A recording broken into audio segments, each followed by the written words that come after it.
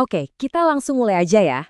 Di ulasan kali ini, kita bakal singkirin dulu semua teori yang rumit-rumit karena kita akan langsung melakukan autopsi pada sebuah dokumen yang sangat nyata, yaitu surat panggilan pemeriksaan pajak perusahaan. Tujuan kita hari ini cuma satu, ngebongkar lapis demi lapis gimana sih sebenarnya mesin birokrasi negara kita ini bekerja di dunia nyata saat mereka mulai membidik sebuah bisnis. Nah, kalau dilihat sekilas, lembar kertas dari Kementerian Keuangan ini mungkin kelihatannya kayak surat formal biasa aja ya. Tapi kalau kita sadari, dengan kop resmi, logo negara, dan bahasa birokrasi yang super kaku, dokumen ini tuh sebenarnya memang dirancang buat mengintimidasi. Jadi, mari kita terjemahkan bareng-bareng jargon kaku ini, supaya kita bisa lihat narasi tingkat tinggi apa sih yang sebenarnya bersembunyi di balik secari kertas putih ini. Bagian 1. Identitas surat panggilan, target, dan urgensinya. Perhatikan detail targetnya, sangat spesifik, yaitu PT Nata Anjaya Perkasa yang berlokasi di Jakarta Selatan. Tapi yang paling penting, coba perhatikan status suratnya. Di situ tertulis dengan sangat tegas, segera. Wah, ini bukan tagihan listrik biasa ya. Klasifikasi segera ini tuh sinyal kuat banget kalau negara menuntut respons yang absolut dan benar-benar memprioritaskan tindakan terhadap wajib pajak yang satu ini. Bagian 2. Susunan tim pemeriksa dan aparat yang bertugas. Coba deh kita bedah rantai komandonya. Direktorat Jenderal Pajak ini sama sekali nggak main-main loh. Mereka langsung nurunin 4 orang sekaligus buat kasus ini. Ada Suko Rahadiuniarto yang bertindak sebagai supervisor, dia yang mengawasi gambaran besarnya.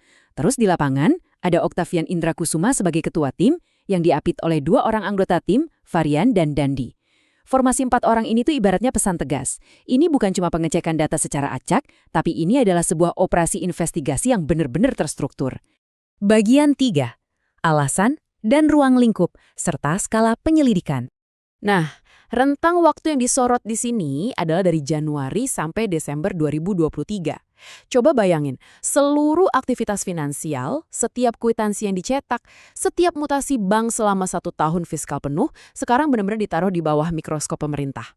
Gini deh logikanya, kalau kita aja kadang panik nyari satu struk belanja dari bulan lalu, nah ini, bayangin aja perusahaan harus mempertanggungjawabkan setiap transaksi selama setahun penuh. Kebayangkan repotnya. Terus yang sering jadi pertanyaan, kenapa sih perusahaan ini yang kepilih?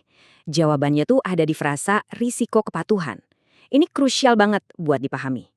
Artinya, ini bukan inspeksi mendadak hasil cabut undian. Enggak sama sekali.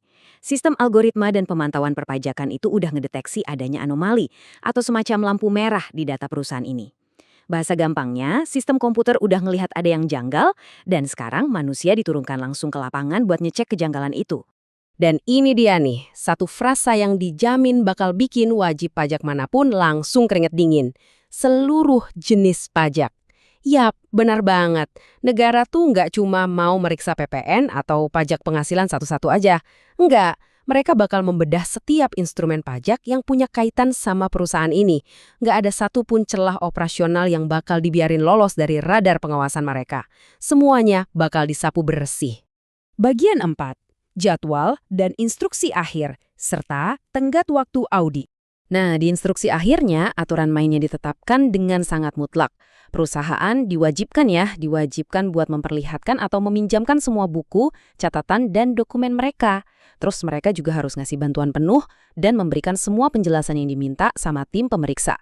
Bahasa hukumnya itu udah sejelas kristal, nggak ada ruang sama sekali buat negosiasi, apalagi buat nutup-nutupin informasi, semuanya harus terang benderang.